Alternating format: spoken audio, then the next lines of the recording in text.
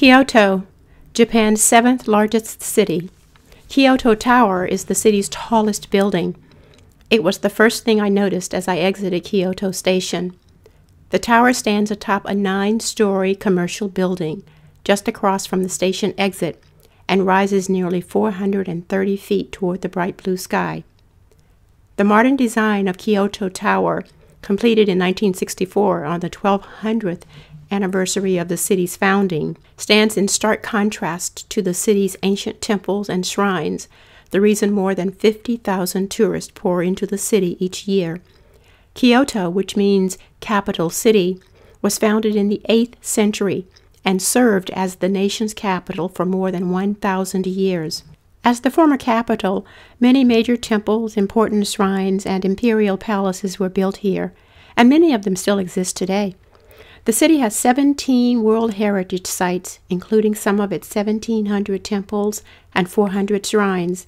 In fact, many tourists see Kyoto as the nation's cultural and spiritual capital. During my 2.5-day stay in Kyoto, I plan to see many of its Shinto shrines and Buddhist temples. Shinto, concerned with day-to-day happiness and prosperity in this world, is one of the most widely practiced religions in Japan. For centuries, however, Japanese have also practiced Buddhism, which relates to the peace of souls in the afterlife. My first stop was the Shinto shrine that is the sacred birthplace of Mishizane Sugawara, the patron of scholarship and literature, who was born in the year of the ox. Like many shrines in Japan, this one is guarded by Tukumainu, lion-dog creatures that ward off evil spirits. From there we walked a short distance to Rakakudo Temple, which existed before the capital was moved to Kyoto in 794. Rakaku refers to the hexagonal shape of the temple's main hall. In the shade of one of the temple's weeping willow trees is the 6-sided navel or belly button stone, so named because it's said to mark the center point of old Kyoto. North of the temple is Ikanabo, headquarters and birthplace of Ikanaba, the Japanese art form of flower arrangement. On the east side of the temple are statues of 16 Buddhist Rakan saints. They're all smiling because they've attained freedom from the worldly cycle of suffering and rebirth. Our next stop was Nishiki Market, which began in the 13th century as a small fish market. Today, Nishiki is where most of Kyoto's top chefs and many housewives go to get fresh, natural, and local ingredients. Known locally as Kyoto's Kitchen, the high-ceilinged market now stretches nearly 1,300 feet and includes 130 shops selling a wide variety of traditional Japanese sweets, dried and pickled foods, spices, cooking utensils, clothing, flowers, and novelty items. Locals too busy to cook can pick up a variety of obanzai, or traditional Japanese home-style dishes. At the east end of Nishiki Market is a small shrine where people pray for business success. Where the Nishiki Market is the destination for food, the Gion district is the destination for pleasure. The district's origins date back to the Middle Ages, when local merchants set up stalls to serve the needs of weary travelers who came to worship at the city's temples. By the 15th century, the district had a firm foothold as the city's pleasure quarters. Tea houses and geishas were added to the mix in the late 1500s. The latter part of the 16th century saw the emergence of kabuki, one of Japan's most distinctive art forms. After dusk, the scene in today's Gion includes dining and entertainment options to meet any interest and any expense account. The narrow alleyways of Potocho offer many choices of bars, karaoke cafes, and dining establishments. Gion is also one of 4 Kyoto neighborhoods where the famed kimono-clad geikos and meikos reside. More on them in a minute. Although Gion had hundreds of traditional tea houses in the bygone days, less than 100 of them remain today in Gion's historic preservation district. The oldest and most prestigious of these, the red wall Ikarichi-okaya in the heart of Gion, is about 300 years old. Most of the others have been torn down or renovated into restaurants. The Ichiriki is not a typical tea house where tourists go to drink tea. To enter the ultra-exclusive establishment, you must have a fat wallet and be invited by someone who already has a relationship with the tea house. and such a relationship can take years to develop. A single night of entertainment with the geiko and meiko in attendance will cost anywhere from $6,000 to $10,000 US, and maybe more. The Gion district is one of the most famous of the 5 Hanamaki areas in Kyoto, where geishas live and work. A favorite pastime for paparazzi tourists around dusk is to hang out in the neighborhood and wait to photograph geikos and meikos on their way to work. Meikos or geikos in training. I did it and couldn't believe how much fun it was. At one intersection known to be part of the route taken by the ladies on their way to work, I joined a loosely scattered group of waiting tourists who checked and rechecked their camera settings, hoping to get a good photo in the dwindling light. I quickly learned that these exceedingly polite ladies do not stop and pose. Most of them dart from the doorway of their dwelling into a waiting taxi that is conveniently parked just a couple of steps away. Those who do choose to walk to work look straight ahead and maintain a constant and rapid pace. So to get photos, we paparazzi tourists pursued our targets along the street, rushing ahead of them to get a frontal view. Few of us were good enough to get decent photos, but it certainly was fun, and the closest most of us would get to the secretive world of the geisha. After several attempts and growing darkness, my guide and I called it quits for the day. My first stop the following day was Nio Castle, built in the early 16th century.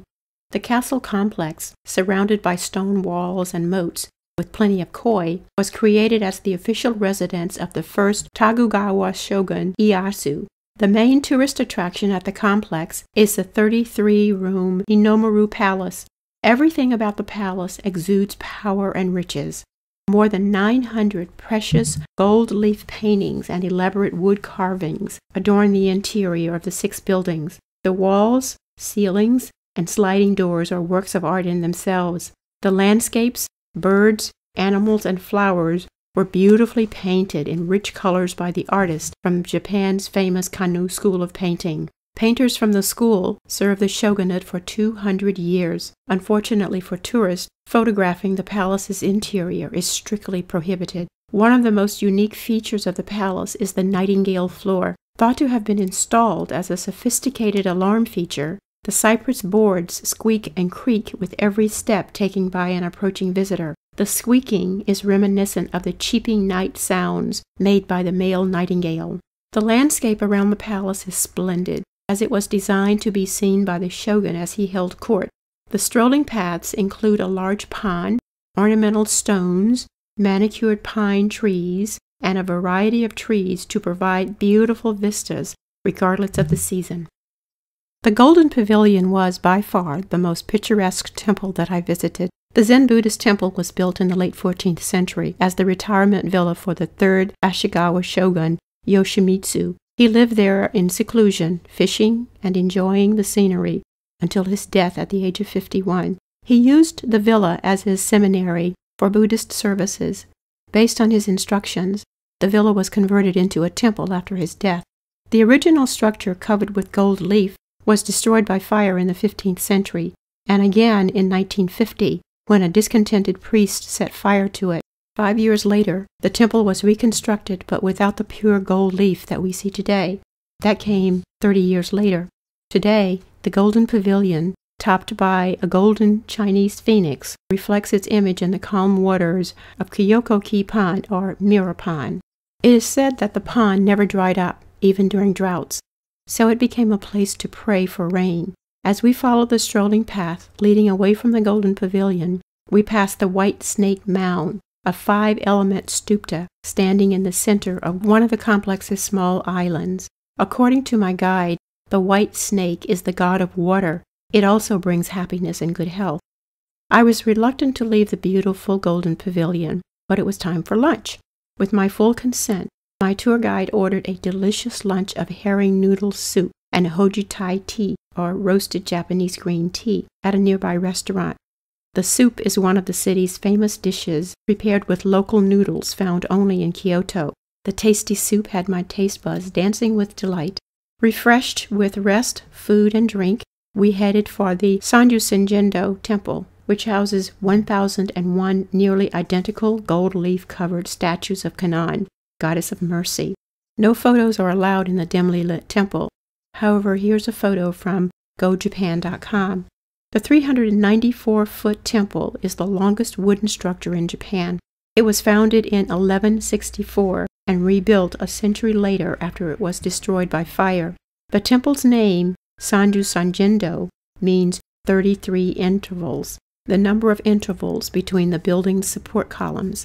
The main image, a 6-foot-tall image of the Buddhist goddess of mercy, stands in the center of the main hall. On either side are 500 human-scale statues standing side by side in 10 rows. Many visitors come to the temple looking for the likeness of a loved one among the statues. Our final stop of the day was the Buddhist temple Kiyomizu-dera. To reach the temple, we had to navigate a steep climb up a narrow, crowded street lined with Japanese-style inns, shops, and restaurants, some having catered to tourists and pilgrims for centuries. The original temple was founded in 780 AD and predates Kyoto becoming the nation's capital. It was destroyed by fire and rebuilt in 1633. Its main hall is dedicated to Kannon, the Buddhist goddess famous for her powers to answer prayers. The vast stage of the main hall looks out over a waterfall where pure water has streamed down continuously for thousands of years. The name of the temple, Kiyomizu, literally means pure water. Visitors use cups attached to long poles to catch the pure water flowing from the 3 streams. The streams are said to offer health, longevity, or wisdom. However, visitors should drink from no more than 2 streams, since drinking from all 3 can bring misfortune. The unique feature of the temple stage is that its 139 wooden pillars stand 49 feet tall and support more than 410 cypress boards. It was built without using a single nail. The temple complex includes 15 colorfully painted halls and pagodas, including the Roman or Red Gate Tower, the main gate to the temple complex, and the 3-tiered pagoda. Nearby is the bell tower and the west gate. Flowering cherry trees and colorful red maples bring magnificent beauty to the mountainside in spring and autumn, and draw thousands of tourists to enjoy the vista. The temple's vantage point high on Mount Ottawa in Kyoto's eastern mountain provides an outstanding view of the city. With the sun setting in the western horizon, we concluded another day of touring Kyoto's beautiful historic sites. My last day in Kyoto was a full one. It began with a stop at the Silver Pavilion. To enter the pavilion complex, we followed a path lined on both sides by a 164-foot-long stone and bamboo fence topped with a hedge of camellia bushes. The Silver Pavilion, in the eastern hills of Kyoto, was built in the late 15th century by Shogun Ashikawa Yoshimasa, whose grandfather covered the Golden Pavilion with the spectacular gold leaf. He built the royal villa as his dream sanctuary after he resigned the shogunate at the age of 37. During his remaining years, he practiced the Japanese tea ceremony, turning it into a fine art. After his death in 1490, the villa was converted into a Zen temple. According to my guide, the exterior of the original villa was coated in lacquer, which deteriorated after 40 or 50 years. It was restored in the early 17th century. Although there are different explanations for why the structure is called the Silver Pavilion, since it isn't silver, the most plausible may be that when the moonlight reflected on the building's dark lacquer exterior, it resulted in a silvery appearance. The pavilion is just one of the many attractions in the complex. The temple's strolling path takes visitors past a dry sand garden. One of its main features is a cone of sand in the shape of Mount Fuji. The sand garden is designed to reflect the sun and moonlight onto the ceiling of the pavilion. Further along, we crossed one of the complex's 7 stone bridges, which took us over a pond featuring stones donated by the feudal lord to show obedience to the shogun. On the far side of the pond, water flowed gently from an underground spring, the same spring used by Yoshimasa to perfect his tea ceremony. There was also a mini shrine to Benzaiden, the goddess of music, poetry, academics, and art. She is the only female of Japan's mythological 7 gods of fortune. The shady canopy under the tall trees, combined with the damp ground, provided the perfect conditions for the expansive moss garden, which covers about half the complex's grounds. The path continued to climb up the hill, where we were rewarded with a bird's-eye view of the temple grounds and parts of Kyoto in the distance. From the Silver Pavilion, we strolled along Philosopher's Path, which runs along a narrow canal lined by cherry trees. The mile-long path took us past serene Hoinin Temple, where the shady maple trees were poised to display their fall foliage. Philosopher's Path got its name from Nishidan Kitoro, one of Japan's most famous philosophers. It is said that he practiced daily meditation while walking this route on his way to Kyoto University. The path leads to a Zen temple dedicated in 1291. Like the Golden and Silver Pavilions, this is a former aristocratic retirement villa that was turned into a temple after the owner's death. It was ranked above the 5 great Zen temples in Kyoto and was one of the most important Zen temples in the world. Its current buildings date from the late 16th century, since the original buildings were destroyed by fire. The early 16th century triple gate, set a short walk into the temple's 27 forested acres, is the temple's theoretical entrance. The triple gate is the second largest gate in Kyoto. The lantern to the right of the gate is said to be the biggest stone lantern in East Asia. The temple's Hoja garden includes a spectacular Zen rock and sand garden, along with beautiful moss gardens. The sliding doors of the Hoja Hall are covered with impressive 16th century paintings created by painters from the Kannon school that created the masterpieces in Neo Castle's Domaru Palace.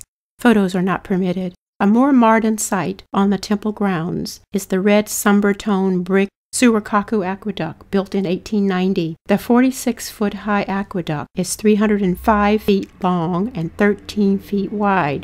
The aqueduct, designed by a 21-year-old civil engineer who was influenced during a visit to the United States, carries water to Kyoto from nearby Lake Biwa, which supplies 97% of the city's water. With the full morning behind us, we stopped for lunch at a traditional Japanese restaurant down the hill just below the temple. My guide ordered an everyday dish for lunch. Again, the food was simply delicious.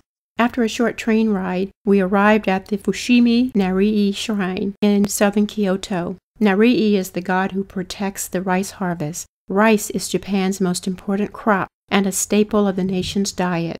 The god Inari is so powerful that humans cannot approach him directly, but send their request via his messengers, the foxes. Why foxes? Because it is said that the foxes used to hang around the rice fields, where they fed on rodents that ate the rice, so they were seen as protectors. In the early days of the shrine, farmers came to pray for a bumper crop. Today, most visitors come to pray for prosperity in business.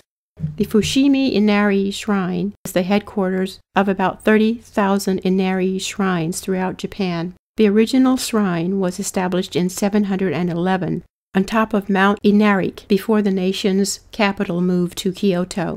Like so many of Kyoto's key sites, the original shrine was burned to the ground during the Onin War in the mid-15th century. Fortunately, it was rebuilt, and today the shrine's complex consists of many shrines, both large and small.